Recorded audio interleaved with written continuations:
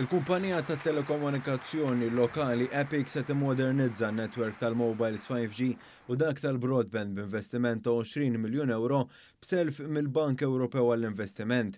B'hekk sal-2024 Malta se tkun mamra b'netwerk tal-ogħla kwalità bl-akbar veloċitajiet il qatt kellha mifruxin madwar it-territorju kollu. F'konferenza tal-aħbarijiet il-kap eżekuttiv tal-Epic Tamas Banjaj qal li l-investiment se jimmarka qabża konsiderevoli fil-qasam tat-telekomunikazzjoni f'pajjiżna. Today marks an important milestone in the life of EPIC, but also in terms of the life of Malta.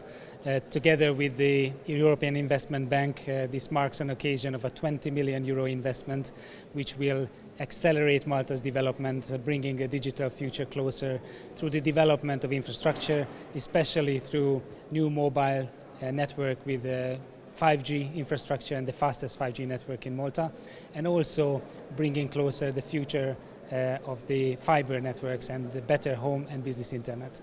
Gelsomina Viljotti, il-Viċi President tal-Bank Ewropew għall-Investiment, rimarkanti li din ma kienx l-ewwel darba li l-bank kollabora biex jgħin kumpaniji ta' telekomunikazzjoni jagħmlu l-investiment neċessarju. Hija qalet li fl-aħħar 5 snin il-bank investa 12 biljun euro fid-diġitalizzazzjoni filwaqt li l-investiment simili għal dak li se jsir f'pajjiżna kien sar f'Ċipru. Il-Ministru għall-Ekonomija, il-Fondi Ewropej u l-Artijiet Silvio Xkembri innota l-importanza li pajjiżna jkompli jimbarka fuq proġetti bħal dawn jinvesti aktar fl-infrastruttura teknoloġika tiegħu. Fatt li jkollok operatur ewlieni f'pajjiżna li jinvesti 20 miljun issa fl-infrastruttura diġitali speċjalment fejn tidħol il-qasam tal-5G huwa aħbar pożittiva mhux biss għall-operatur iżda anke għall-pajjiżna.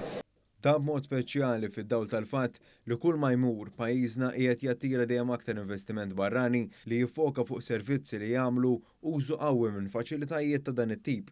Huwa fakkar f'ċifri li ħareġ l-Uffiċċju tal-Istatistika tal-Unjoni Ewropea l-Eurostat ftit tal-jimilu, statistika li wriet li pajjiżna huwa l-uniku pajjiż fl-Unjoni Ewropea li għandu servizz tal-Internet b'saħħtu li jilħaq lil pajjiż kollu kemm hu.